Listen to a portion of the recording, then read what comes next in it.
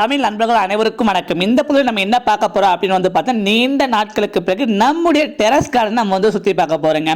சரி, போறதான் போறோம். நம்ம வந்து பார்த்தா மாடியில் அதிகமாக வந்து குருவிகள் வந்து அதிகமாக வரும். நம்முடைய மொட்டை மாடியில் வந்து பார்த்தா குருவிகள் அதிகமாக வரும். நம்மளால முடிஞ்ச ஒரு சின்ன ஹெல்ப் தான். ஏன்னா வந்து பார்த்தீங்கன்னா இப்போ ரொம்ப சம்மர் சீசன் ஸ்டார்ட் ஆகிட்டதுனால வந்து பார்த்தீங்கன்னா அது எங்களுக்கு ஃபுட்டும் கிடைக்காது, தண்ணியும் கிடைக்காது. முடிஞ்ச அளவுக்கு நம்மளால் ஒரு உதவி செய்யலாமே அப்படின்னு சொல்லிட்டு கை ஃபுல்லாக வந்து பார்த்தீங்கன்னா நம்ம அரிசி எடுத்துக்கிட்டு அப்படியே மேலே மாடியில் அங்கங்கே திருவி விடலாம் அப்படின்னு சொல்லிட்டு அங்கே விட்டுட்டு இருக்கோம். முடிஞ்ச அளவுக்கு நீங்கள் வந்து ஒரு ஹெல்ப்பாக வந்து செய்யுங்க. நமக்கு வந்து கிடைக்கும். ஆனால் வந்து பறவைகளுக்கு, நம்மை சார்ந்து வாழக்கூடிய அந்த பறவைகளுக்கு வந்து பார்த்தீங்கன்னா ஒரு கைப்பிடி அளவு அரிசியை வந்து மேலே மாடியில் வந்து போட்டு வைங்க. ஒரு சின்ன ஒரு பவுலில் தண்ணி ஊற்றி வைங்க.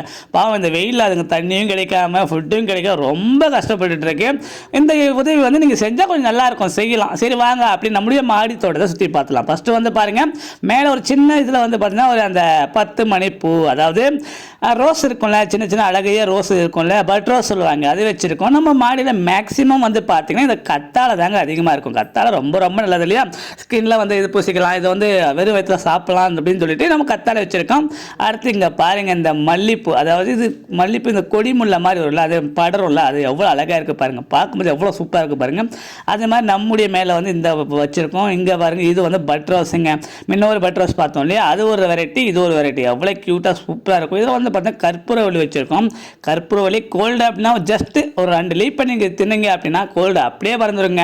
கத்தாழை தான் நம்ம இதில் அதிகமாக இருக்கக்கூடிய ஒரு இது, கத்தாழை தான் இருக்கும். உடம்புக்கு நல்லது இல்லையா, அதனால் வச்சுருக்கோம். அப்புறம் வந்து முல்லைப்பூ வச்சுருக்கோம். இது பாருங்கள், மல்லி, குண்டு மல்லிப்பூங்க. இதெல்லாம் பூ வரும்போது அவ்வளோ சூப்பராக இருந்துச்சு, எட்டுன்னு வந்து வச்சுருக்கோம்.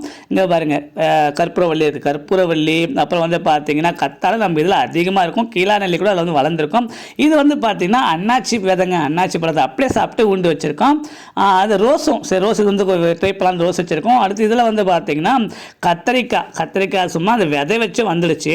இது பாருங்கள், இது என்ன பூவு, இது வந்து பார்த்தீங்கன்னா கனகாமரம் பூ. அப்புறம் இதில் வந்து பார்த்தீங்கன்னா இது என்னது, மிளகாய் இருக்குது, அப்புறம் பட் ரோஸ் இருக்குது. மேக்ஸிமம் வந்து இதுதான் நம்ம சொல்கிறது.